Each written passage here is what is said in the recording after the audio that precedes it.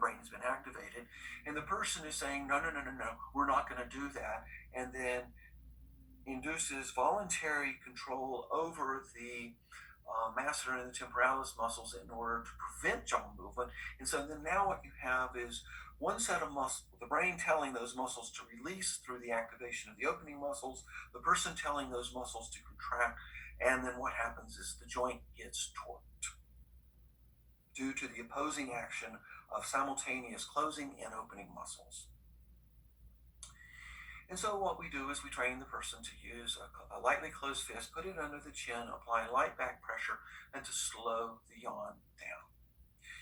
And patients uniformly report that yes, this helps greatly at eliminating that additional nociceptive input that can happen during the day and which aggravates the system. And so just like the pain-free chewing, this is intended to help settle the system down and get rid of, control, manage various nociceptive inputs. Patients are uniformly inconsistent, or let me say it differently. Almost everybody is unable to do this 100% of the time. And patients get frustrated by, the yawn suddenly comes on. And I just simply say, well, of course it does.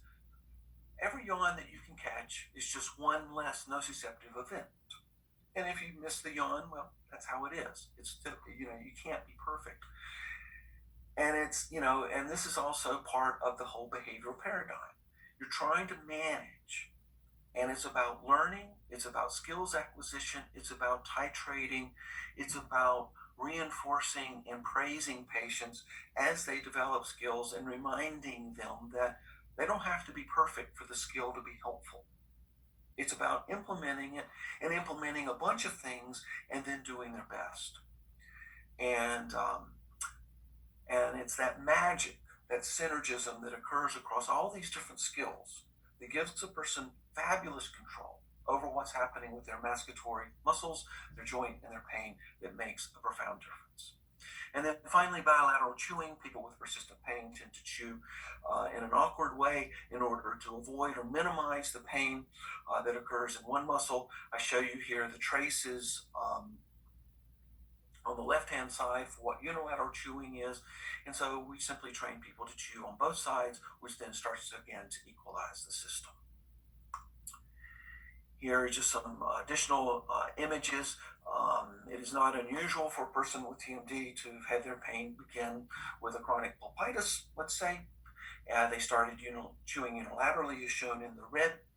And then the chronic pulpitis was nicely treated by the endodontist. Unilateral chewing continued, and unilateral chewing is one of the known risk factors that increase the probability of developing a painful TMD just simply through imbalanced muscle use. And so we train people to chew bilaterally, and it's amazing how quickly it happens. So self-management then has basic elements. On the left, teaching. We rehearse with the patients. We specify the frequency and duration of how often and for how long, and we give them written instructions as follow-up to reinforce. That's the starting point. If that's all you do, the treatment will fail in most of the patients because most patients need follow-up. They need to be reevaluated, and more often than not, at least one of the things taught in a first session need to be retaught. And then over time, we then titrate with a programmed escalation of skill acquisition to modify the target behaviors. You don't try to we don't teach everything in the first visit necessarily. Sometimes we'll hold back, and then teach skills as patients are able to demonstrate skill acquisition in order to not overwhelm the patient. Because what happens is if you give them too much to do at once, patients may run out the gate like a racehorse, and then they burn themselves out. They get frustrated, they quit doing it, and then they say it doesn't work. And so we have to be very careful about how we teach, how we follow up, how we reteach, and then how we titrate. Self-management fails, however, because patients may have absent or low motivation, and then we haven't done an adequate job to nurture that and build it step by step. A passive treatment model on the part of the patient that says, you, the doctor, have to fix me, which takes us back to the educational component. And then unrealistic expectations on the part of the patient. Well, I stretched once last week, doctor. I still have my pain. Yes, I understand, but we have to do stretching multiple times a day, every day of the week, and this is going to be a long-term project. And then finally, various types of personality disorders can interfere. Doctor factors are just as important for the failure of self-management. One of them is inadequate teaching. Giving a patient just written instructions and say, here, go home and do this, is not going to be successful. Because patients, if they have problems with the muscles, they're going to stretch in a way that they're going to find the easiest path and not do an effective stretch. Lack of follow-through, as I mentioned on the left-hand side. Unrealistic expectations on the part of the doctor. Well, I taught you last week. How come that wasn't enough? We have to be patient. And then finally, trying to do self-management and emphasizing structural interventions at the same time can place the provider in a bind of where we're putting all of our eggs into, say, the oral appliance, and we're subtly communicating to the patient that that's the real treatment, and which then communicates to the patient that all the other things are stopgap rather than the major show. Methods for teaching relaxation include both abdominal breathing and then muscle relaxation techniques. Abdominal breathing is a fairly easy thing to teach chairside. Dental hygienists can do this wonderfully. More complex, deeper muscle relaxation methods can be done in that setting, but are probably best done on referral, typically to psychologists who often specialize in that stuff. I list down below other approaches for teaching relaxation, including biofeedback. There's a large literature there, and it's, for the most part, kind of a niche type treatment. Meditation has a huge and increasingly huge literature for this. And a lot of psychologists now are incorporating that into their psychotherapy practices. Hypnosis, and in particular, a variant of hypnosis called self-hypnosis that a person can learn to do on their own. And that's another type of relaxation technique. And then, of course, guided imagery. These are also ways to approach this. Here's some data demonstrating that, based on a not too long ago conducted meta-analysis, looking at active jaw opening and from various studies, and then the mean difference between the active treatment versus a control condition. And the effect for almost all of the studies was over on the right-hand side, favoring the role of jaw exercises, and this was for arthrogenous TMD, which is the more difficult type of pain, in my opinion, to treat. And the effect for myogenous, or the myofascial pain, is as good, if not better. Here is, I'm going to skip this slide, and I'm not going to go into detail here, but it just simply shows that behavioral treatment is an important addition to what one does with oral appliances. Here is self-care done by a dental hygienist in a treatment study versus usual treatment provided by the dentist. And as shown on the left, the pain improved significantly better in response to the self-care than it did in response to what the dentist provided.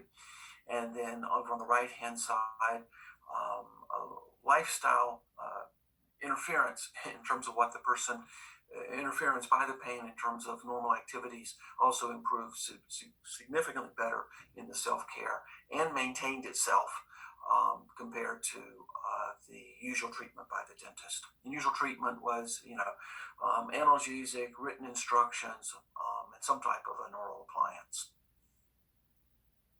Self-care was along the lines of what I've been talking about.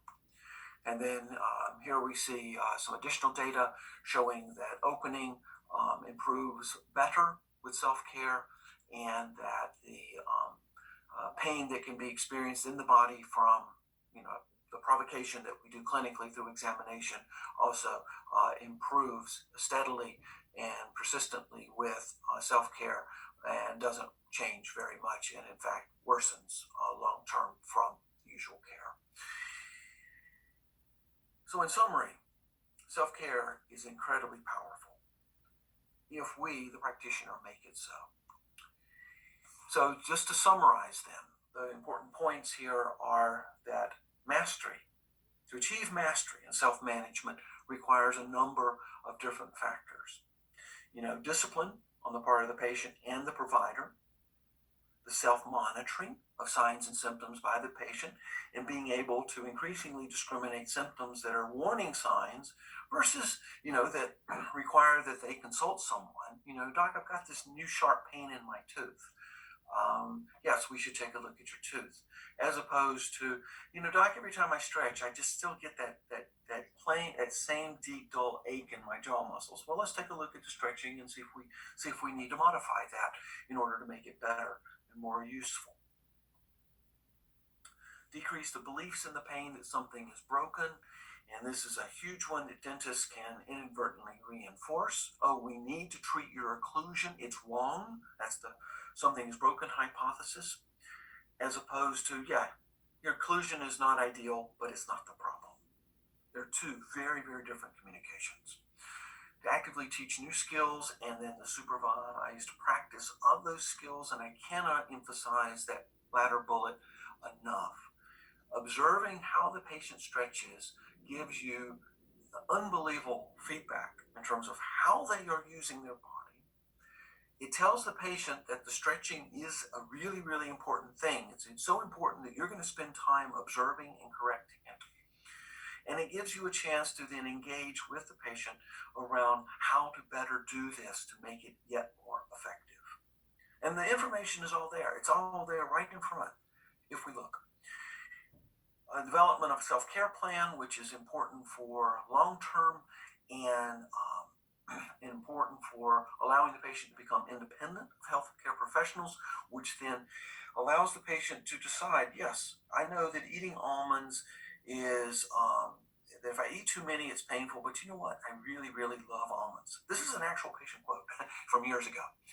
And I said, so let's figure out what's a plan. This will be your almond management plan of how many you can eat, how much pain you think you can tolerate, and how much pain is not going to be a problem in terms of, because we don't want you to injure your jaw joint, because we are all motivated to do the things we like to do.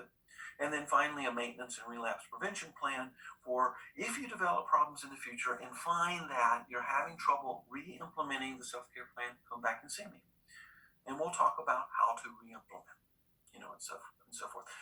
All of this collectively, there's huge, huge literature on this. All of this collectively then promotes self-efficacy, which is just simply the belief that the patient has that they can manage themselves and remain in either a pain-free state or in a well-managed state. Think about the person who really likes to eat almonds. And patients have told me, I'm willing to tolerate some pain as long as I can eat almonds every day. Okay, well, let's figure out what's a useful strategy. Self-efficacy is huge, and it has been studied in a very long list of diseases. Major ones are diabetes and in knee osteoarthritis. Very large literatures in each of those of how self-management skills taken to the point of mastery lead to self-efficacy and then promote a very positive feedback loop and keep the person in a very stable place long term. So we started with the picture on the left. Each type of treatment related specifically to identified risk factors, and then I mentioned that we get synergism across the treatments. And on the right, I show you the pathways that we know to exist based on the existing evidence between each of these interventions and each of our targeted risk factors. Synergism in treatment is a huge thing, and we're not there yet. I'll be very, very, very clear about that. We're not there yet in fully understanding how to maximize these treatments. And, as a dentist, in a community setting, you can take full responsibility for the TMD specific skills training. Your hygienist, for example, could take responsibility for relaxation skills, perhaps for sleep hygiene training. You may want to refer the patient for cognitive reappraisal and advanced relaxation skills. You may need to refer the patient for some, other sleep treatment, let's say.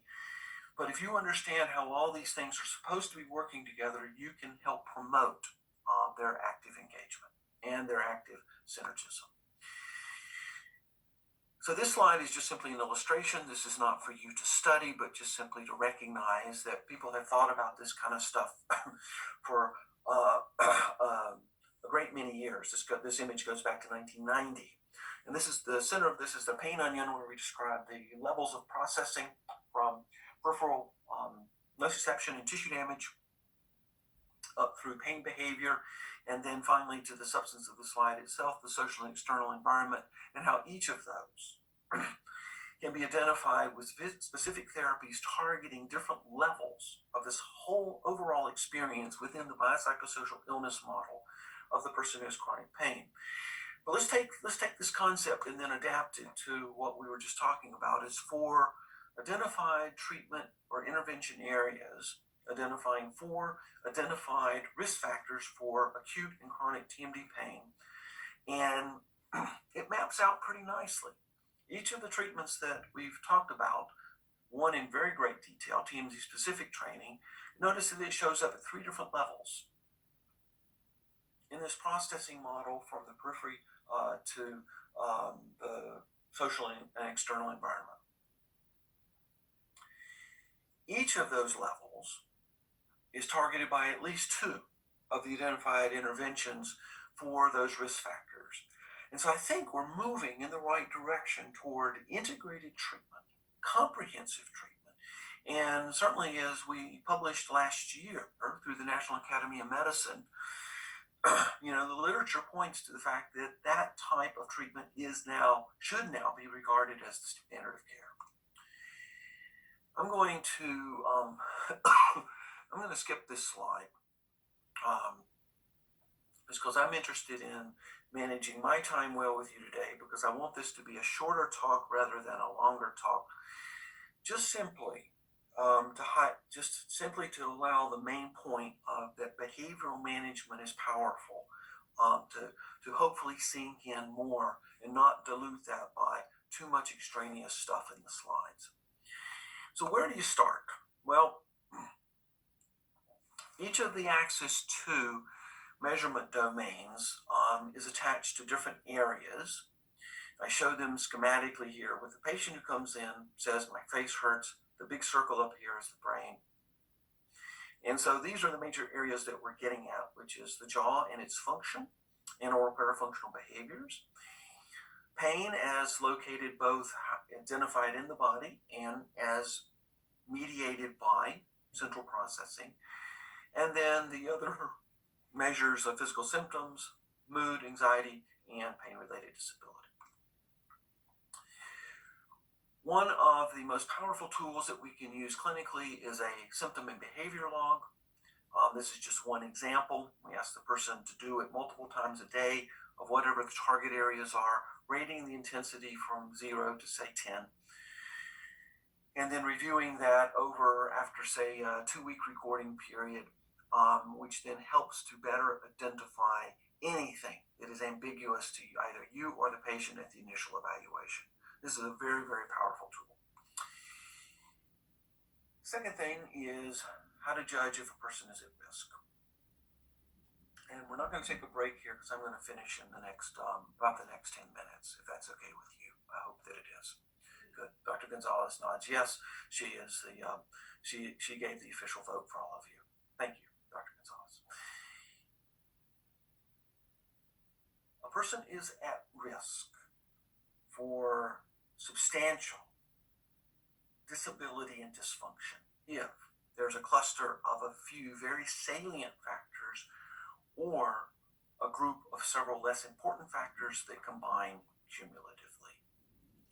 What do we mean by that? Well, Crisis intervention needs to occur if there are any red flags. And I've talked about one of them that is very much relevant to pain itself, and that is suicidal ideation, the wish for self-harm. The second one is persistent psychological disturbance, major psychiatric or medication issues, and any type of substance abuse. All of these warrant immediate referral.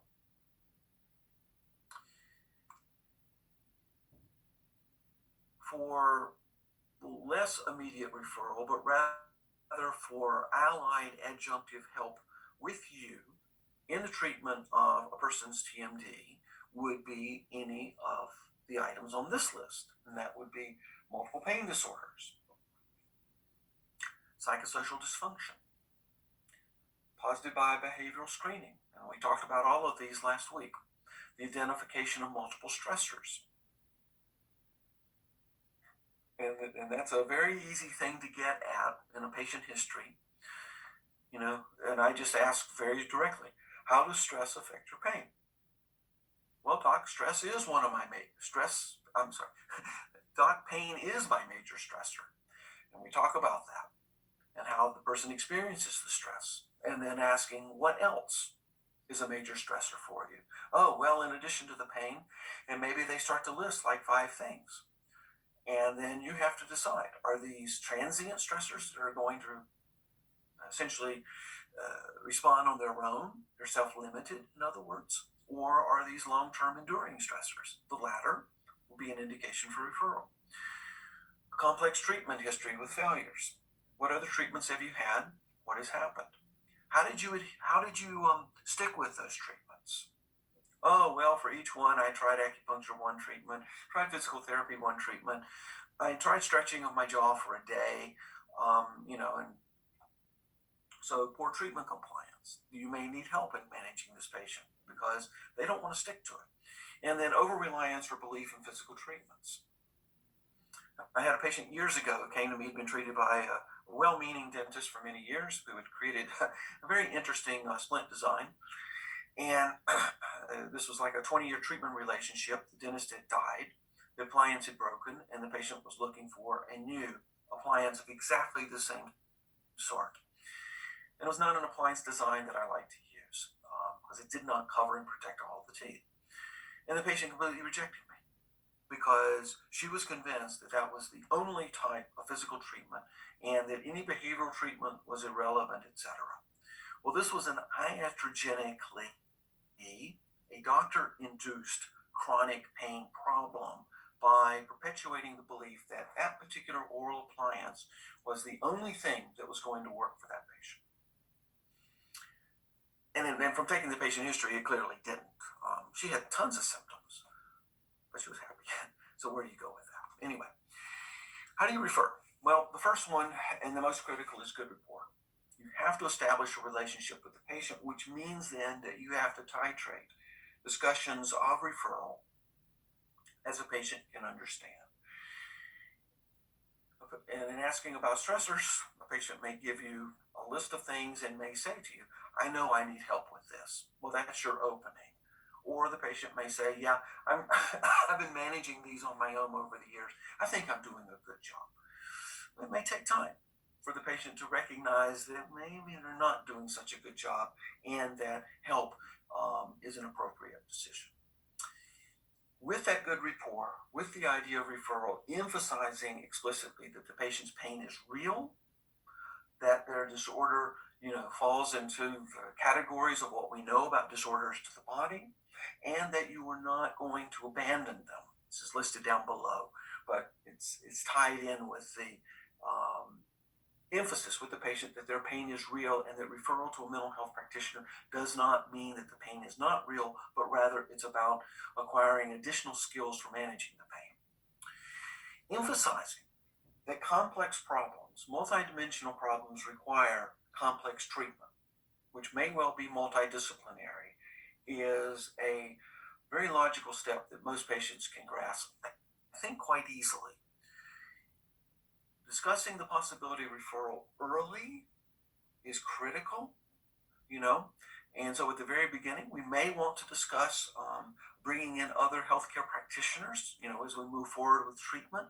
Means that later on, if the person is not responding as you would expect to, say, the self-management routine, which can be very powerful, don't get me wrong, but they may not respond as expected. If you spring on them later, well, if that treatment didn't work, let's talk about the psychologist and psychiatrist, is to imply that you're abandoning the patient and that somehow their problem is not real. And so discussing referral early then means that when you escalate that discussion later, it's not coming as a surprise. Again, dispelling misconceptions about abandonment. You're going to continue to remain involved and monitor their physical status and their progression with treatment, because you recognize that the pain that they experience in their jaw muscle is their primary chief complaint and remains the primary focus. And then finally, involving the patient in a referral decision is critical. And then really finally, developing a good referral network is essential and not necessarily as easy to do as we would hope. Pain knowledgeable psychologists are not so common. And so and so it might be in a community that you find a social worker who is outstandingly good and knowledgeable about pain. Well, that would be the preferred person over the psychologist who doesn't know so much about pain. Why treatments for chronic pain fail? This was based on 30 years of pain research, and that was 20 years ago. So we're talking about a 50-year history now in our understanding about two major factors that predict treatment failure. One is the over-reliance on analgesics because they lose their effectiveness over time. Analgesics are fantastic, but they have to be used strategically. Think back to the synergism, think back to the multiple arms of self-management. Analgesics was not listed as one of those arms of self-treatment, and that was quite intentional. Not because we're trying to discourage the use of analgesics, but rather because analgesics need to be adjunctive, not a fundamental core. And then secondly, behavioral, psychological, and social aspects are ignored. And 20 years ago, that was recognized based on 30 years of research that had already been conducted. And so that story has not changed. And instead, I would say that story is even stronger now than it was in 1997 when these statements were made. If we treat chronic TMD pain as if it is a new episode of acute pain, we are then doing the following. We are relying on a narrow medical model of pain that excludes a long-term management perspective. We are discouraging self-care and failing to instruct the patient in self-management. We will sanction disability, and we will over-investigate physical tests. Well, let's try one more form of imaging. Let's go back and let's do an MRI again, etc. And we'll perpetuate the belief on the patient's part in the broken body part hypothesis. Something must be wrong with my body. The doctor keeps requesting tests and he keeps examining, etc., etc. It is incredibly easy to fall down that trap. And it is a trap. And that's why our knowledge base regarding the complexity of pain and sometimes taking 2 steps backwards before we take another step forward in order to regroup and think very deeply about the complexity of a given patient is an incredibly important step in our behaviors as clinicians, in how we understand a given patient and in their complexity. Treatment complications, I've implied all of these, but let's just go through them quickly. On the left-hand side, physical diagnosis is the only focus, ignores all of the following. It ignores the role of behavior, which includes functional status, the masculatory system, parafunction, and disability. It ignores the person's psychological status. And all of those, depression, somatization, etc., all have a role in affecting the person's pain and their treatment response. And we ignore environmental factors such as stress, which may be the proximal trigger for all of the person's pain episodes, which keeps the whole thing going, as one example. The role of substances and their often proxy role as a marker of avoiding personal responsibility, with grappling with the reality of, yes, I have pain and I need to change, and it ignores sleep problems. And then the excessive reliance on intraoral appliances, which is all too common within the history of this profession, results in a poor diagnosis. It interferes or delays comprehensive evaluation. It induces a preoccupation with a device and a single mode of therapy. It creates dependency on the part of the patient, and it can, depending on the appliance type, result in irreversible occlusal changes. And I believe Dr. Crow will be talking more about this stuff later. What she will be talking about as the local impact of the appliance, I'm trying to bring emphasis to that it also has much larger levels as well from a behavioral perspective. And let's see. And then this now summarizes what I've talked about last week and this week. A solid biomedical evaluation is essential. You do want to rule out physical disease. Not everybody who has TMD who has symptoms that look like a TMD has a TMD. It could be another type of disorder. Conventional treatments, which do not include biobehavioral factors, are limited and may be iatrogenic. We may harm our patients by trying to be well-intentioned, but sticking to what the dental profession has been doing for decades, which is focusing on the occlusion or some variant of that through the so-called intraoral appliances. Basic TMD treatment is all behavioral. Ultimately, stretching is a behavioral therapy, for example, and a biobehavioral evaluation is essential in order to know your patient and to properly contextualize the implementation of that self-management treatment. Self-management itself can be incredibly successful. Its failure is largely within our control as the provider. I say largely, not solely, but largely.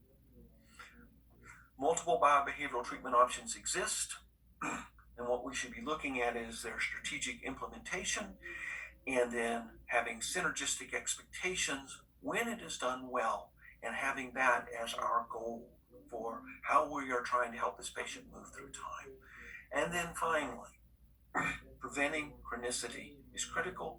We are only at the beginning of our scientific knowledge of understanding how to actually do that.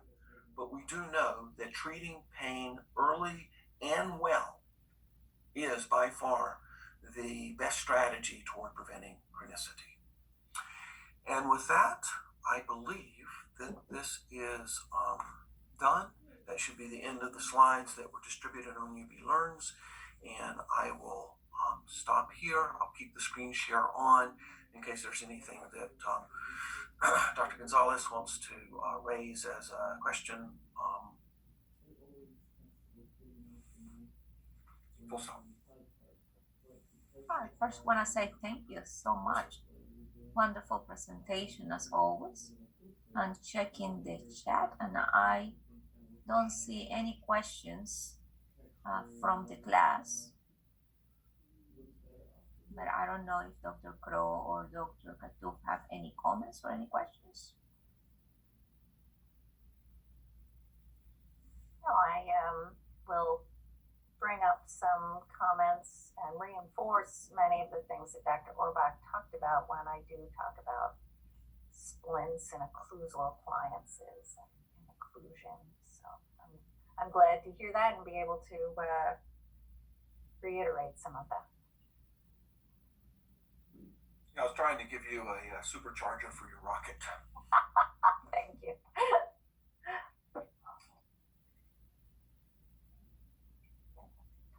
After Actually, Dr. Orbach, I have a question for you, and you alluded to that, but in your presentation, but not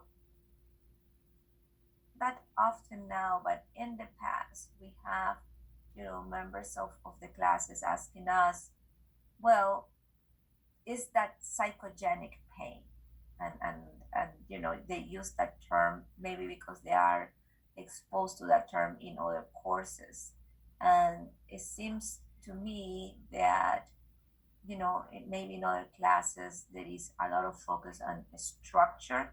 And therefore, if you don't see a damage on the structure, therefore it's psychogenic. And I think you did in a beautiful way, you try to stress that it's not necessarily the presence of a structural change what is consistent with the pain presentation the patient may have.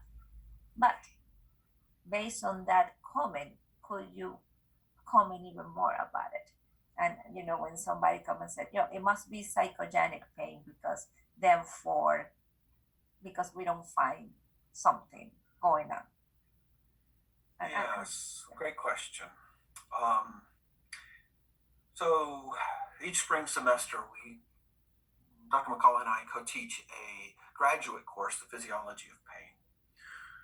It's a full semester long, and toward the end of the course, I devote a full hour, and it's 2 hours a week for this course, I devote a full hour solely to the topic of psychogenic pain.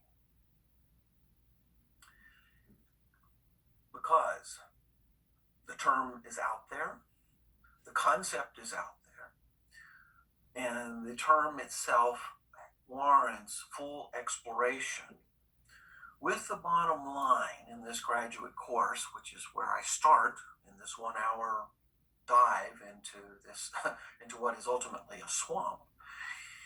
The end point is that the term psychogenic pain literally means pain generated at a psychological level. Well, what does that mean, psychological level? Does that mean psychological as in the common language use of psychological as in imaginary?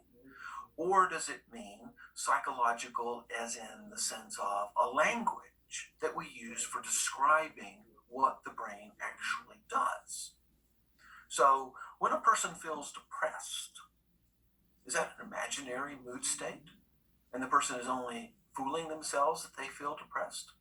Or does the feeling of depressed correspond to the state of the organism at a biological level in which we can understand through a shift in neurotransmitter level processing across different regions of the brain, and with one part of the brain becoming more dominant than other parts in, say, the retrieval of certain memories, remembering the painful death of a loved one, some years ago in one's family history, and yeah, I'm feeling kind of down today. I mean, which is it? Is there a reality to our life? Is there a reality to the memories that we have and how those memories affect us and what we feel? Or is all of that just simply a delusion? And if we take the latter position, then we are simply nothing more than a robot who pretends that they have the existence of a human, but where that existence doesn't actually exist. That existence is not real. And so the term psychogenic carries with it the implication of